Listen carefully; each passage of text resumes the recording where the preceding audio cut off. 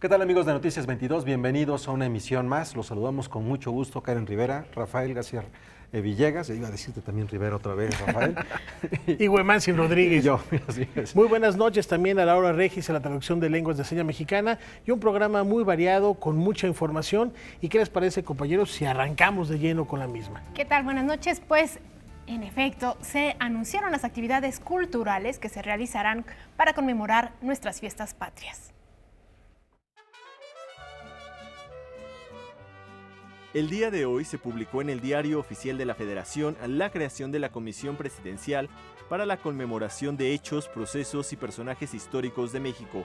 Su primera actividad fue organizar las fiestas del 15 y 16 de septiembre de este año. El programa fue dado a conocer en Palacio Nacional y contó con la presencia del representante del Poder Ejecutivo, Andrés Manuel López Obrador.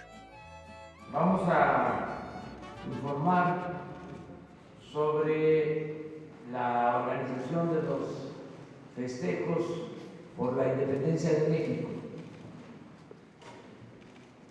Lo que se va a llevar a cabo el día 15, el grito de independencia y el desfile del día 16. Entonces, se ha integrado un comité con este propósito. El domingo 15 de septiembre se realizará Culturas de México, en donde 32 grupos, uno de cada estado del país, mostrará la riqueza con la que cuentan. Estos 1000 artistas se presentarán en el Zócalo a partir de las 4 de la tarde. El festival será transmitido por los medios públicos. La transmisión es una transmisión nacional de las estaciones que forman parte del sistema público de radiodifusión. Estamos hablando de Canal 11, Canal 14, Canal 22, Radio Educación y las 17 estaciones de radio del IMER, que bueno, pues estarán disponibles para las 500 estaciones públicas del país y las 28 televisoras públicas. Es una transmisión nacional. A las 9:30 de la noche se transmitirá un programa especial sobre la independencia y al final se dará paso al tradicional grito de independencia. La fiesta cerrará con la participación de la banda Mije del SECAM, el mariachi de la Secretaría de la Defensa y Marina. Así también estarán Eugenia León y la original Banda El Limón. El 16 de septiembre se realizará el tradicional desfile, el cual hará una mención especial a las 3 transformaciones nacionales más importantes: la independencia, la reforma liberal y la revolución. Aquí también hay algunos elementos nuevos, novedosos, para contar con un desfile cívico-militar. En el desfile, organizado por la Defensa, la Secretaría de la Defensa, la Secretaría de Marina, se destacará el papel que desempeñan nuestras Fuerzas Armadas y por primera vez se incorporará a la Guardia Nacional. Asimismo, se ha invitado a algunos de los cuerpos civiles de seguridad, cuyo modelo es homólogo al de nuestra Guardia Nacional, tales como Argentina, Chile, España, Italia, Portugal y Polonia. También habrá un contingente sobre las acciones que el gobierno de la Cuarta Transformación ha emprendido para lograr el desarrollo con bienestar para los mexicanos que menos tienen. Un aspecto relevante y novedoso de este desfile es que por primera vez también va a contar con la presencia de 32 representaciones culturales y artísticas, las delegaciones que estarán un día antes en la Plaza de la Constitución. Así también en el Centro Cultural Los Pinos, el 15 de septiembre, se realizará un homenaje a Celso Piña y se tendrán diversas actividades. Tuvimos contratado a un artista que perdió la vida, Celso Piña.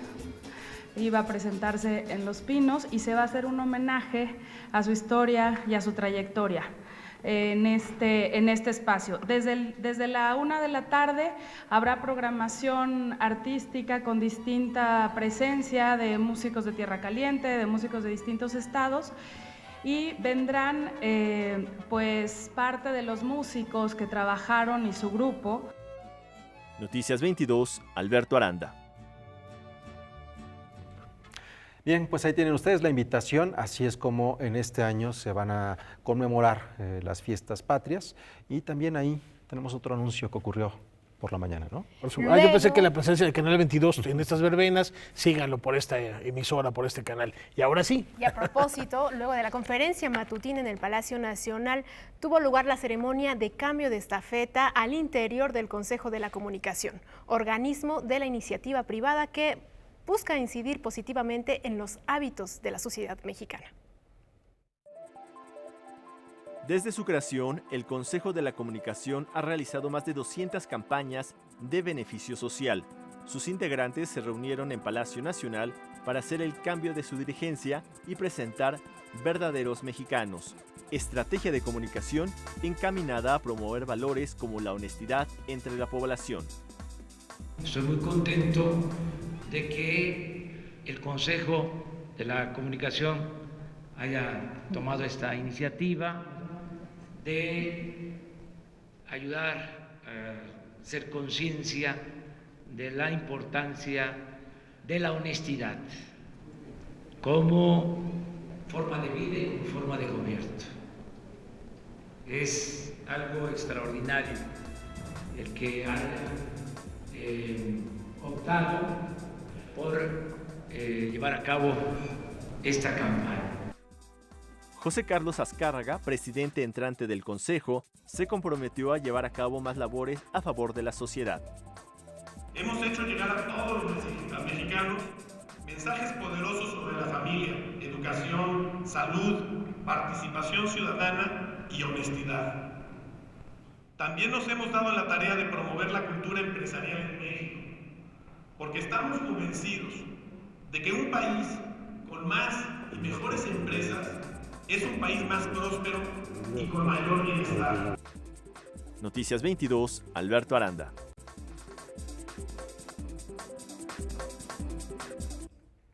Bueno, ahí tienen ustedes esta información que se dio hoy por la mañana. Continuamos con más información. A 45 años de su deceso, ha sido recordado a un periodista importante. Se trata del narrador e intelectual José Alvarado. A él se le reconoce por reinventar la crónica periodística, cuya memoria poco a poco está siendo rescatada del olvido. En 1968, cuando la mayoría de los periodistas se apegaban a lo que dictaban los líderes del poder, José Alvarado fue uno de los reporteros que levantó su voz en favor de los estudiantes y de sus motivos para realizar protestas. Originario de Nuevo León, el también narrador y ensayista impulsó la creación de la Universidad Autónoma de su estado, en la que se desempeñó como rector. A 45 años de su muerte, su legado fue recordado en la Sala Manuel M. Ponce del Palacio de Bellas Artes. José Alvarado comenzó en el periodismo desde muy joven, prácticamente desde la adolescencia en su natal Monterrey, y durante muchos años se desempeñó como columnista de Excelsior, de la revista Siempre, siempre con una marcada independencia y con una curiosidad por todo lo que sucedía en la ciudad. Se da el lujo de escribir de aspectos tan disímbolos como los que eran las luminarias del cine nacional y los que eran los personajes de la calle, es decir, tiene esa característica que me parece única o poco vista en el periodismo mexicano, además de hacerlo con una precisión y una sintaxis realmente muy, muy fina. Hace crónicas de costumbres, frecuenta la noche de aquel tiempo y también hace un periodismo de tipo político y social con una fortaleza y con una voz que todavía resuena. Siempre estuvo muy preocupado por las cuestiones estilísticas, por el rigor del lenguaje. Nunca se permitió una falla, un improperio. Y esto nos hace ver que para hablar fuerte no es necesario recurrir, como ahora se hace con tanta frecuencia, a las ofensas ni a los improperios. Hay que apostarle más a las ideas y a los argumentos. Como parte del homenaje se anunció la primera edición del Concurso Nacional Literario José Alvarado, auspiciado por la Universidad Autónoma de Nuevo León. La convocatoria se publicará en octubre. Noticias 22, Karen Rivera. Bueno, Un trabajo interesante el de este periodista Karen. Te tocó estar allí en el Palacio de Bellas Artes. Es una publicación que hace la Universidad Autónoma del Estado de Nuevo León, en donde se encuentra Antonio Ramos Revillas, que ha sido un editor muy importante y que ha generado también una obra de autores de ese estado que tienen una proyección más allá de Nuevo León. Y que ahora anuncia este premio en honor a José Alvarado, para impulsar al talento de los escritores de México en general. Es muy importante este premio. En octubre sale la convocatoria, habrá que estar pendientes de lo que ocurra al respecto de este galardón. Y para reivindicar su figura en el ámbito periodístico, yo creo que es fundamental e inculcar en las nuevas generaciones este amor, no solo por el periodismo, sino también por las letras en general. Vamos a hacer una brevísima pausa, pero tenemos más aquí en Noticias 22.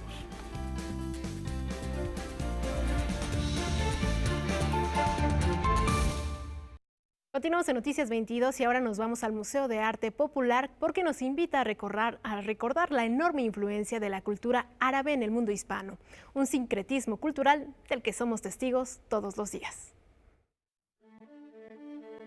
El Museo de Arte Popular alberga la exposición La Huella Hispano-Morisca en México, que da cuenta de la influencia de la cultura árabe en la mexicana, cosas que ahora son tan nuestras que pocos pensarían que vienen de tan lejos. Nuestros moles, que evidentemente pues son muy mexicanos, tienen base los chiles secos y otras cosas que son muy de aquí, el cacao, en fin.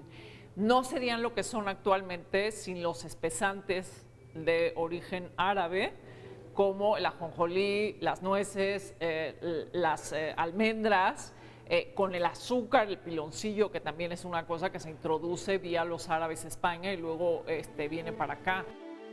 La exposición abarca desde el siglo XVI hasta nuestros días. La muestra está conformada por más de 250 piezas, entre ellas fotografías, que retratan cómo se mimetizó la arquitectura árabe con la mexicana. Tenemos, digamos, como ejemplos en arquitectura los maravillosos conventos del siglo XVI y el último ejemplo que reúne todas estas influencias de una manera muy personal es Luis Barragán. En el año 1611 la población morisca fue expulsada de España después de 900 años. Así concluyeron 9 siglos de mestizaje que incluía desde el idioma y gastronomía hasta lenguaje, ciencias y artes. Con la conquista de México, los españoles inician un nuevo mestizaje que reunía costumbres y tradiciones españolas, las que adoptaron de los árabes y las que aquí se tenían.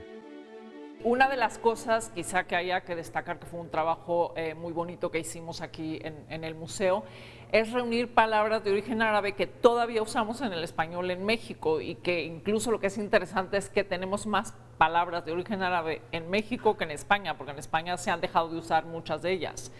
Te voy a dar un ejemplo. Alberca es una palabra de origen árabe, en España ya no la usan, dicen piscina, pero nosotros la seguimos usando, ¿no? Alberca, aljibe, ajonjolí, ellos ya dicen sésamo, nosotros seguimos diciendo ajonjolí.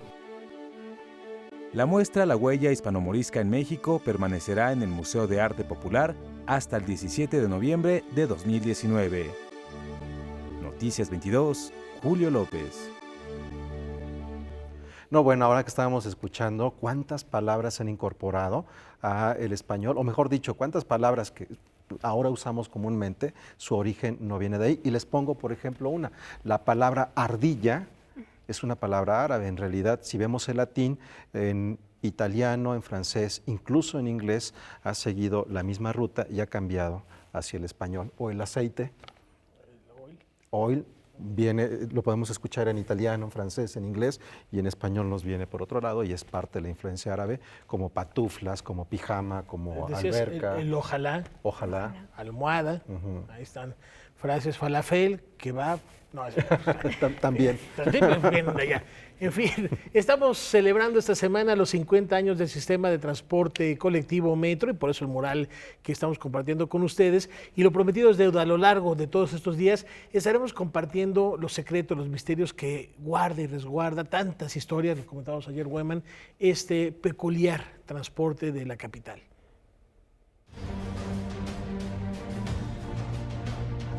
María Félix fue pieza clave para la construcción del metro de la Ciudad de México, el cual está cumpliendo sus primeros 5 décadas. Bernardo Quintana, fundador de la constructora ICA, propuso tener un sistema de transporte rápido Sin embargo, por su costo, el presidente Adolfo López Mateos rechazó el proyecto. Años después, insistió con el presidente Gustavo Díaz Ordaz. El costo elevado fue nuevamente un problema. Sin embargo, Díaz Ordaz aprovechó el acercamiento del presidente francés Charles de Gaulle con Latinoamérica. Alex Berger, empresario francés, entonces esposo de María Félix, amigo de Bernardo Quintana, fungió como mediador entre los gobiernos francés y mexicano para la obtención del crédito. Se cuenta que fue la actriz quien convenció a su esposo y a los políticos de que la ciudad de los Palacios merecía tener un metro como el que existía en la Ciudad Luz. Desde sus orígenes, el Metro de la Ciudad de México fue entendido como un espacio que tenía que reproducir lo que nos caracteriza como mexicanos, que es la cultura de nuestro país. Entonces, desde ese momento iniciaron conversaciones para que pudieran ser dos ejes. El tema funcional, que es el principal, pero el otro que tenía que representar tanto la importancia arquitectónica como el tema de lo que significaba nuestra historia. El gobierno mexicano cubrió el costo de la obra civil, estudios de geotecnia, diseño de estaciones y el gobierno francés la obra electromecánica. El 4 de septiembre de 1969, Gustavo Díaz Ordaz inauguró el servicio entre las estaciones Chapultepec y Zaragoza. El metro entró en operación un día después, el 5 de septiembre de 1969, a las 5:58 horas. Carlos Chávez Zempoaltécatl vendió el primer boleto. La verdad no me imaginaba cómo iba a ser el transporte porque pues nunca habíamos visto este sistema de los trenes, de estaciones. Me tocó vivir también, tuve la experiencia de estar apoyando en el accidente que hubo en Viaducto en el 75 del tren que se chocó con el otro tren de adelante, 19 con el 20, y posteriormente también me tocó vivir la experiencia del incendio de Pino Suárez, de los cuales, pues, afortunadamente tengo 2 cartas de apoyo del señor director. Noticias 22, Alberto Aranda.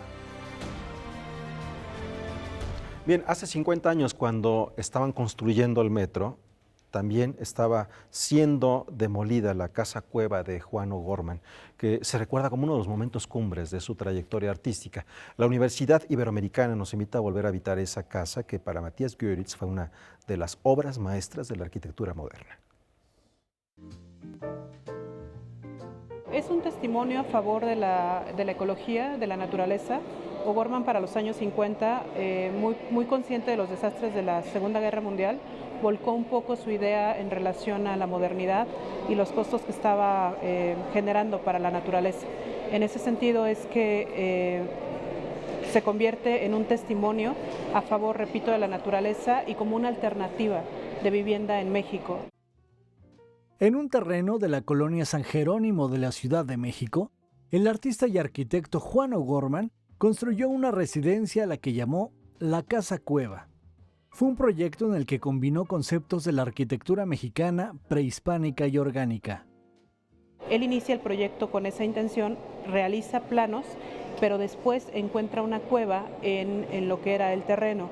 La cueva le transforma considerablemente, no sé cuánto tiempo haya tardado Juan en decidir hacer el cambio de manera definitiva, y lo que hace es incorporar esa cueva como parte de la arquitectura.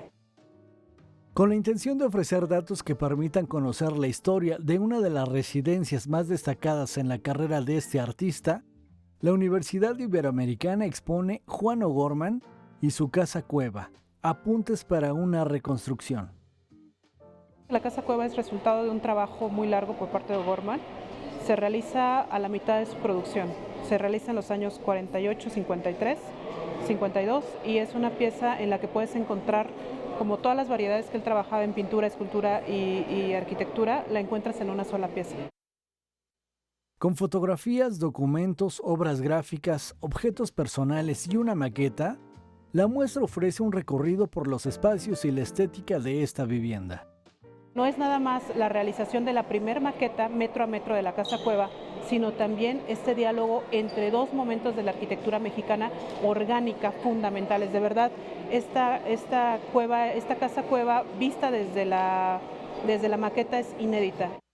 Hemos hecho el vínculo entre la obra de O'Gorman y de Gaudí, en particular porque la casa cueva de O'Gorman pues tiene una relación muy importante con la arquitectura orgánica de Gaudí, en particular con la Cripta Güell y con la Sagrada Familia.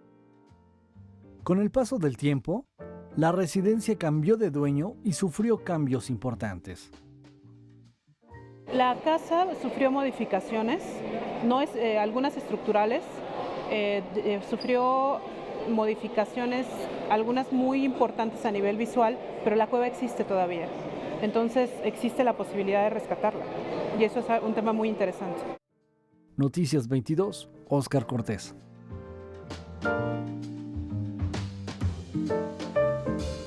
Bueno, aún sigue la polémica sobre la destrucción de esta casa. Se le llamó en su momento un crimen cultural. Y bueno, ahí se quedan las maquetas, una oportunidad para conocer el interior de esta casa cueva. Ahora vamos a pasar a otros temas. Una nueva edición de Shorts México está por comenzar. La fiesta del cine breve nos ofrece un banquete fílmico de más de 400 cintas. El Festival Internacional de Cortometrajes Shorts México llega a su 14ª edición, consolidado como uno de los más importantes escaparates para el cine breve en América Latina. A pesar de que haya en diversos festivales secciones de cortos, es como muy limitado. Qué bueno que existan, aplaudo, pero son demasiadas las producciones y creo que lo que carecemos en el país es de foros de exhibición. Se puede producir mucho, pero si no se exhibe, pues no tiene como mucho sentido. A partir del 4 de septiembre, el festival tendrá presencia en 30 sedes de las 16 alcaldías de la capital y, como cada año, promete al espectador muchas emociones en pocos minutos. En total se exhibirán 450 cintas provenientes de 52 países, mismas que fueron seleccionadas de entre 4.000 cortos de todo el mundo. Estamos exhibiendo cortos de ficción, animación, documental, mexicanos, iberoamericanos, internacionales. En realidad son 450 todo lo que conforma la programación de este año. Y la gente va a ver estas competencias, pero también va a ver las muestras especiales que hacemos cada año, que son cortometrajes infantiles, de mujeres, pueblos indígenas, de fantasía, terror y ciencia ficción, derechos humanos, diversidad sexual y comedia. Esos son los que tenemos divididos nuestros programas, más la muestra mexicana que está fuera de competencia. Este año se premiarán 11 categorías en la competencia mexicana de ficción, cuyo galardón principal consiste en el apoyo económico para la realización de un cortometraje.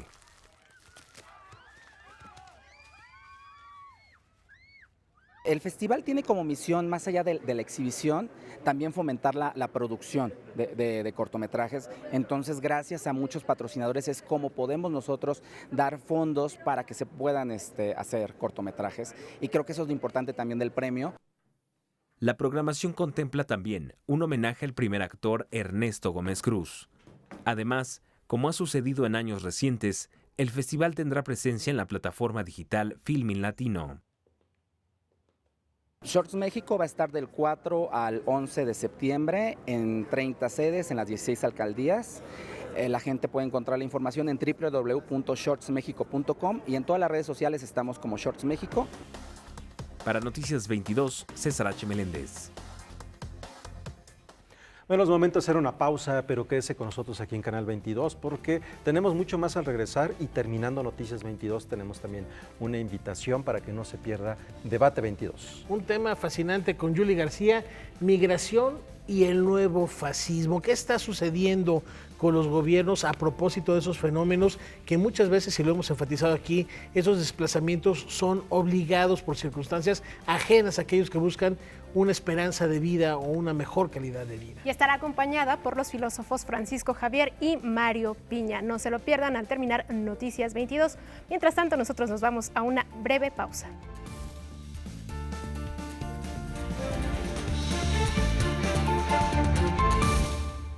En Noticias 22 ya estamos calentando motores para la máxima fiesta literaria de nuestra lengua. Romances 2019. Por su ímpetu, ambición y fraterna inteligencia de su trayectoria poética, el escritor mexicano David Huerta recibirá el Premio Phil de Literatura en Lenguas Romances 2019.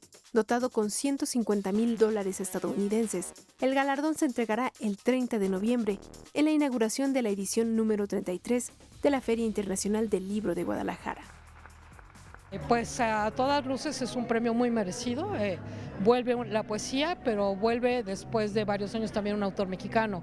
Y bueno, pues eso nos llena de gusto, es una celebración que, como bien dices, ya estamos en cuenta regresiva para la FIL, ya son menos de 90 días, estamos pues ya calentando máquinas a todo vapor y poniendo ya los puntos sobre las sillas del programa definitivo.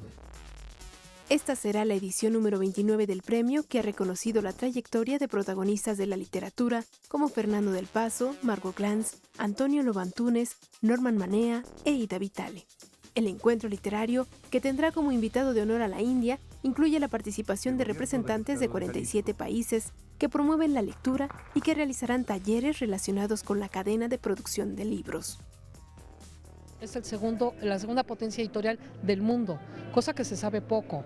Es, después de Estados Unidos, el segundo país en edición en inglés del mundo.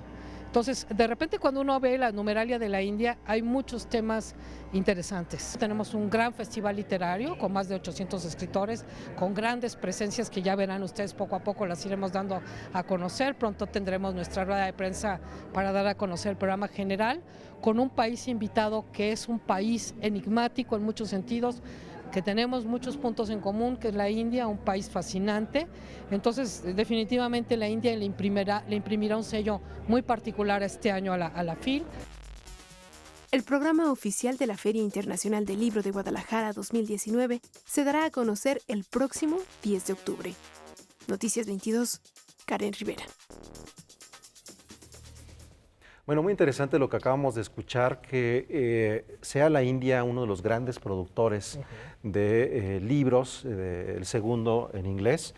Se entiende un poco en este vínculo entre Reino Unido y la India, que pese a que ya hace muchos años lleva una independencia la India de lo que fue la corona británica, hay un vínculo muy, muy cercano entre estos dos países. De hecho, se dice que los mejores restaurantes británicos son los hindús. Sí. Habrá que darse una vuelta y reconocer no solo la industria editorial, sino también, ya lo hemos hablado, cinematográfica con Bollywood y la carrera espacial. Son tres acentos que hay que poner precisamente en este desarrollo cultural de la India. Así es, y que nos impone un reto, Karen, Exacto. de Rafael, porque los que conocemos son los grandes de las letras de la India. Y ahora vendrán un programa muy interesante que creo que también es una propuesta para el público lector. Si no están muy cercanos a esta literatura, es una muy buena oportunidad para acercarnos. La Feria del Libro hace muy bien la curaduría. La India aún todavía no manda el programa final, por eso se lanzará el programa de la FIL Guadalajara hasta a partir del 10 de octubre, pero estaremos pendientes de todo lo que ocurre porque viene muy prometedora esta feria. Se hablará de temas importantes, se hablará de temas de actualidad, de la migración, por supuesto, del cambio climático, de ciencia y sobre todo también de la literatura infantil. Así que estaremos pendientes de esta gran Feria del Libro de Guadalajara. Vamos a pasar a otros temas porque el impulso a la producción artística contemporánea tiene nuevos aliados. El Patronato de Arte Contemporáneo y la marca LifeWater unen esfuerzos para lanzar el Fondo LifeWater por las Artes, un incentivo para artistas emergentes cuya obra esté estrechamente ligada a tener un impacto social. Es algo bien diferente de lo que has visto hasta ahorita, de los premios que se dan o de las becas que se dan, sobre todo de las comisiones a creación de obra. Esto en realidad no se enfoca en la obra, se enfoca en los procesos, en proporcionar una plataforma para la creación. Un primer acercamiento consistió en elegir 3 artistas que tuvieron la oportunidad de plasmar su obra en botellas plásticas y así convertir este objeto cotidiano en una obra de arte portátil. Los 3 artistas son artistas, algunos muy conocidos, como Rubén Ortiz Torres, que va a tener una muestra en el MOAC en el siguiente mes, una retrospectiva de su trabajo. Ana Roldán, una artista joven mexicana que vive en Suiza, en Zúrich, y Laércio Redondo, un artista brasilero que vive entre Estocolmo y Río de Janeiro. Como parte de esta alianza, el Patronato de Arte Contemporáneo se dio a la tarea de buscar 3 proyectos artísticos socialmente responsables. Hasta ahora, solo revelaron que uno está ubicado en la Ciudad de México, otro en Tlaxcala y uno más en Zacatecas. Con esta alianza se amplía el programa de apoyos que ofrece el patronato desde hace 19 años. Noticias 22, Julio López. Vamos con más aquí en Noticias 22. Entre luces y sombras, el escritor michoacano Javier Marín nos devela la belleza de la imperfección humana. Claroscuros es el nombre de esta exposición. El Museo Morelense de Arte Contemporáneo Juan Soriano presentó la exposición Claroscuro del escultor Javier Marín. La muestra reúne más de 60 obras en diversos materiales que dan a conocer 30 años de la producción del artista. Hay algo de barro, que es con lo que empecé, y luego pues muchas cosas de bronce, madera, pintada, resina, poliéster, hasta llegar pues a la talla en madera, ¿no? Tengo un poquito de todo. Hay unos cuadros que están pintados con óleo. Me gustan los materiales, me gusta utilizarlos. Y además que me gusta tratar de entender la voz de los materiales, ¿no? Cada material tiene su propia voz y tiene su propia historia y le da, a la obra terminada, le da algo especial.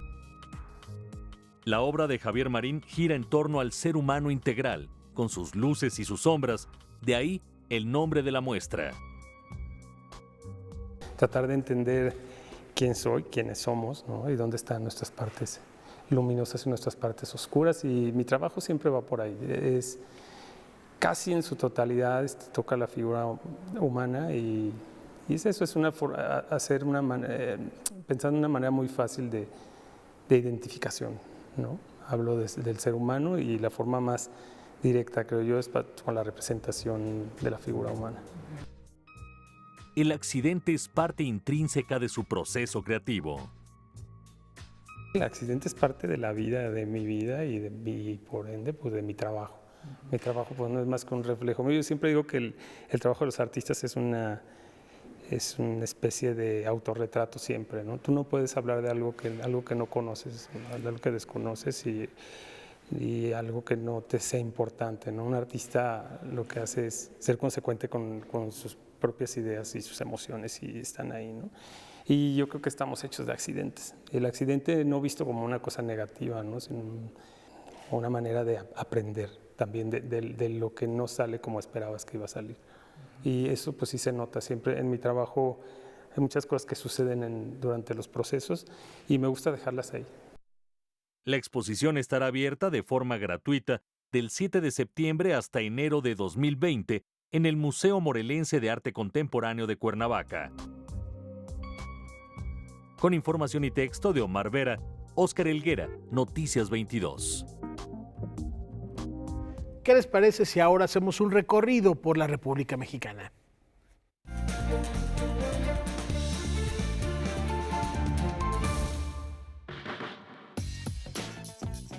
La gran fiesta musical de México está de regreso. Esta mañana se dio a conocer el programa de la 31ª edición del Festival de Música de Morelia Miguel Bernal Jiménez, que se llevará a cabo en diversos espacios de la capital michoacana del 15 al 23 de noviembre. En este encuentro de enorme tradición, se han presentado los más grandes exponentes de la música de concierto de todo el mundo.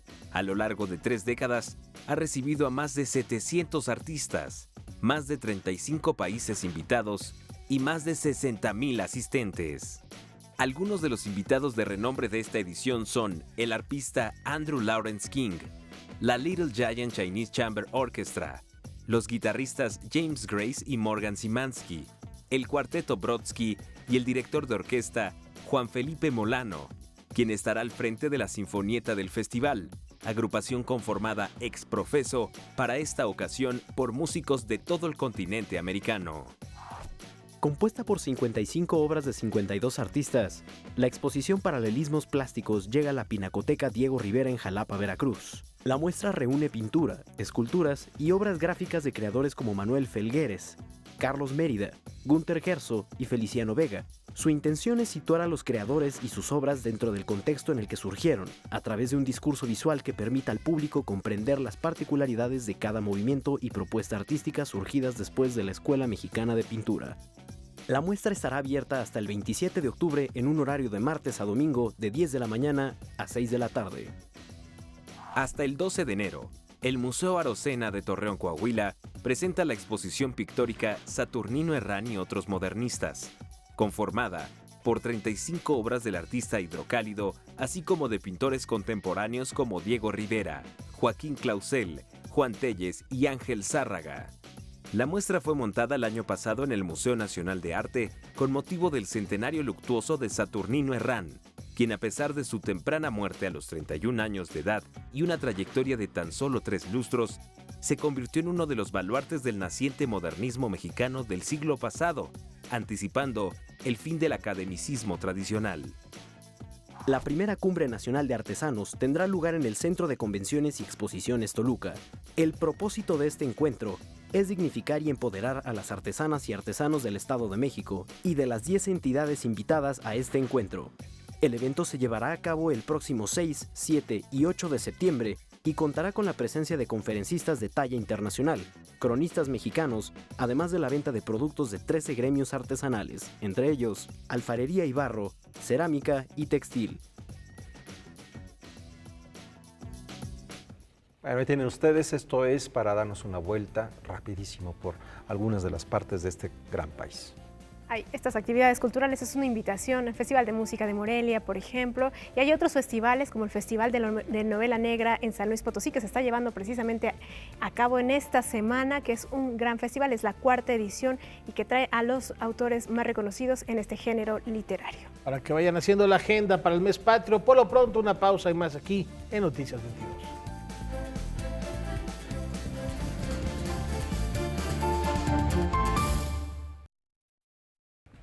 Tenemos aquí Noticias 22 y es nuestro día dedicado a enfoques. Les compartimos esta entrevista con el maestro Carlos Miguel Prieto.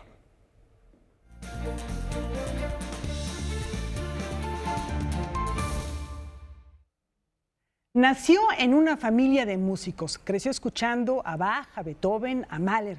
Es director de la Orquesta Sinfónica Nacional, la más importante de nuestro país desde el punto de vista institucional, director de la Orquesta Sinfónica de Minería, una de las que mejor suenan en México y en muchas partes del mundo, director de la Orquesta Filarmónica de Luisiana, que tiene un papel muy importante en el aspecto social, además de artístico, en ciudades como Nueva Orleans, particularmente, de la Orquesta de las Américas, que seguramente recordarán como la Orquesta Juvenil de las Américas, que bueno, pues ha sido un semillero y un motor de transformación social. Sí. Carlos Miguel Prieto, gracias por estar aquí. No, hombre, gracias. Qué gusto tenerte. Carlos Miguel, tú estudiaste Ingeniería y Administración de Empresas en Harvard. Sí. Y en otras universidades importantísimas del mundo. ¿Cómo ha enriquecido toda esta formación sumada a pues, ver a tu padre, el gran chelista Carlos Prieto, desde niño estudiar violín? ¿Cómo se integró toda esta información para llegar a enriquecer esa batuta? Mira, bueno, primero, gracias por esta invitación. Siempre me da mucho gusto estar aquí. Bueno, es rara mi trayectoria, no hay duda. Si tú le preguntas a cualquier colega mío que si es normal estudiar ingeniería para llegar a ser director de orquesta, pues te van a decir que no, o si le preguntas a un ingeniero que si después de estudiar ingeniería se va a dedicar a dirigir una orquesta, pues también te dirían que no. Pero yo soy de esas personas que en la vida siempre he tenido unas curiosidades casi te diría incontrolables para mí, y una de las aficiones que tuve desde niño pues fue la música, y en mi caso crecí no poniéndole límites a esa música y por eso puedo hacer las cosas que hago hoy.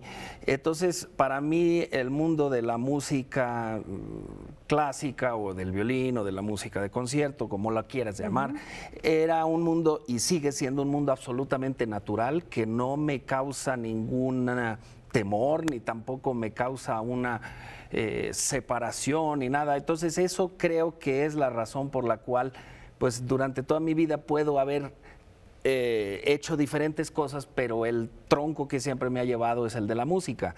Ahora, debo decir que el estudiar cualquier carrera, y sobre todo cualquier carrera no relacionada con la música, te enriquece. Sí. Mira, yo creo que esto no lo necesito decir yo, el público lo sabe, no somos seres humanos de una prioridad, sino que realmente toda la vida es ir enriqueciendo una manera de ser y aprender, y la música es un vehículo increíble para aprender de todo, y creo que por eso no erré la profesión, porque sí tengo una curiosidad muy grande de todo tipo de cosas.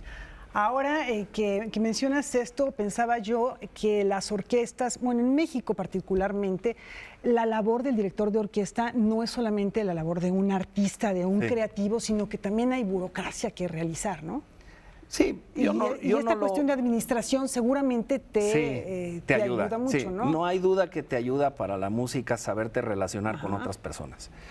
Y sobre el papel del director, yo te diría que, por ejemplo, en Estados Unidos, uno de los atributos importantísimos de cualquier director de orquesta es la búsqueda de fondos, y sobre todo con entes privados. Y aquí en México, la Orquesta Sinfónica de Minería tendría un poco ese perfil. Sí. En la Orquesta Sinfónica Nacional, que es una orquesta nacional que depende del Instituto Nacional de Bellas Artes, bueno, tú utilizas la palabra burocracia, yo esa palabra no la uso tanto porque yo siempre veo el hecho de que la orquesta esté adscrita a un instituto de tal tamaño y de tal importancia como una oportunidad única. Y te doy un ejemplo, el año pasado y durante este año hemos colaborado con la Compañía Nacional de Teatro, con la Compañía Nacional de Danza, con todos los coros de Bellas Artes, y en esas colaboraciones hemos encontrado una absoluta mina de oro. México es de los pocos países en donde todavía un instituto o una secretaría de cultura apoya a varias orquestas, compañías de teatro, de danza, y si esto lo potenciamos, si realmente como orquesta sabemos encontrar los fantásticos actores que hay en este país, actrices increíbles, hicimos la historia del soldado de Stravinsky, fue una gozada, y eso hubiera podido estar en cualquier teatro del mundo en cuanto a calidad de producción, de teatro, de imaginación, de actuación. Y por eso creo yo que para las artes la palabra burocracia evidentemente es peligroso en el sentido de decir pues que la burocracia se toma tiempo y en las artes no tenemos ese lujo, pero también el hecho de tener contacto con mucha variedad de organizaciones es una oportunidad que tiene la Sinfónica Nacional y que creo que hay que utilizar inteligentemente hacia el futuro. Ahora que dices esto, esta labor que tiene el director, pues es muy completa. Lo que tú haces, yo mencionaba la Orquesta Filarmónica de Luisiana porque sabemos de tu trabajo después de la tragedia del huracán Katrina, que la música desde luego fue una fuente de activación social, además de artística. ¿Esto cómo lo llevas a cabo tú? Eres uno de los directores más carismáticos que ha tenido nuestro país, tienes una relación muy cercana con la gente, ¿cómo te encuentras con ese público de una manera cálida? Sí, mira, la realidad es que me encanta lo que hago y me encanta tener contacto con el público. O sea, el público, yo cuando salgo a un concierto no me pongo nervioso gracias al hecho de que yo veo el público y me considero un absoluto privilegiado por estar ahí y que venga gente a oír.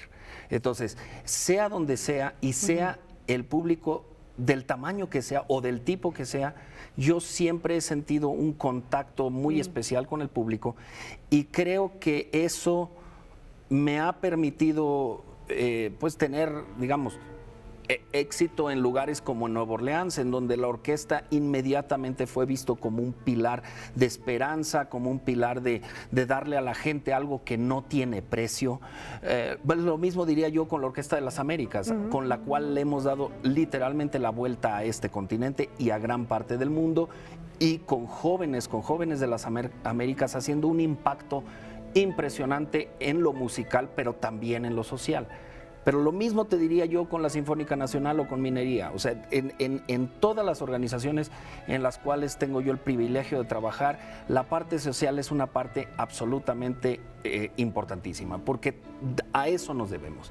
No solo nos debemos al público que paga una entrada en un teatro, nos debemos a los músicos que tocan en una banda o a los músicos que tocan en una orquesta, niños, y también las orquestas son unos polos increíbles de educación y unos ejemplos importantísimos en la sociedad. Y en nuestro país, esto tampoco es un secreto, el potencial es gigantesco. O sea, tenemos una cantidad de talento en los niños en este país. Ese talento es muchísimo mayor que nuestra capacidad de educarlo. Eso lo que nos quiere decir es que tenemos todos que maximizar nuestro tiempo para darlo a estos chicos. Hay pocas cosas que a mí me motivan más que ver niños o jóvenes interesados en mejorar, interesados en trabajar. Con estos jóvenes durante este verano tuve yo ensayos de 6, 7 horas, a veces sin parar, y déjame decirte que eso es una cosa increíblemente motivante. Sí. Sí. Eso es de lo que más te motiva, la formación de estos nuevos talentos, de estos músicos. Me comentabas hace un momento que hay una renovación, como es natural, generacional en la Orquesta Sinfónica Nacional, por ejemplo, que hay nuevos músicos. Hemos estado viendo que en la página se publican convocatorias. Así que, bueno, hay la oportunidad de integrarse a la orquesta más importante de nuestro país. Y además, bueno, la manera de acercarse al público es a través de los programas. Sí. Tú tienes una formación muy sólida y con esa naturalidad que dices, bueno, pues has conocido la sinfonía, el género de la sinfonía, como otros de la música académica, desde pequeño. Sé que a ti te gusta mucho, particularmente, por ejemplo, Mahler, aunque sé que te toma una energía bárbara, porque sí. Se nota cuando lo has interpretado. ¿Cómo vas equilibrando lo que haces con una orquesta, con otra? Y tenemos, por ejemplo, ahora en el programa La Sinfónica vamos a tener a Mario Lavista, pero también ahora el próximo que viene, con el que se retoma, me parece que es el 19, está Jan Sibelius, Stravinsky, en fin. Tienes siglo XIX, XVIII, siglo XX, Latinoamérica, música de otras partes del mundo, y obviamente ahí está lo subjetivo, tu gusto, y pues también para eso te llama, ¿no? Sí. Para que haya esa formación tuya y ese gusto tuyo se ve reflejado. O sea, creo yo que el balance es una cosa muy importante para cualquier orquesta. Te doy un ejemplo. La temporada que empieza, como dices muy bien, este mismo 9 en Bellas Artes. El concierto es el que es el número 19. Exacto. Tiene la consagración de la primavera de Stravinsky, que es una de esas obras seminales, una de las obras centrales en la historia de la música y quizá una del puñado de obras más importantes del siglo XX. Pero si tú nada más te vas por ahí, el público tú lo estás condicionando a que siga una línea. Y eso es interesante, pero también es interesante de repente darle en una semana eso y a la semana siguiente, como se va a hacer, un programa dedicado a la música popular mexicana de mariachi. Ajá, y es el segundo con programa. Con el que se va a celebrar las fiestas patrias. Y yo no solo, para mí la música es una. Sí, como decía Duke Ellington, no hay música clásica, hay música buena y todo lo demás. Entonces, es importante que en una temporada haya barroco, haya clásico, haya siglo XX, haya siglo XXI. Música de cine. Música de cine. O sea, la cosa es que hay que darse cuenta que la Sinfónica Nacional toca en el corazón de nuestra ciudad, en el Palacio de Bellas Artes, que es un sitio que convoca a todo tipo de público y al cual nos debemos, pero también nos debemos dándole las cosas que ese mismo público no conoce. Por eso, lo más fácil para un director o para una orquesta es tocar todo el tiempo lo mismo, porque ya lo conocemos y nos toma hasta cierto punto menos esfuerzo. Lo que toma más esfuerzo es balancear y regalarle al público toda una variedad de repertorio.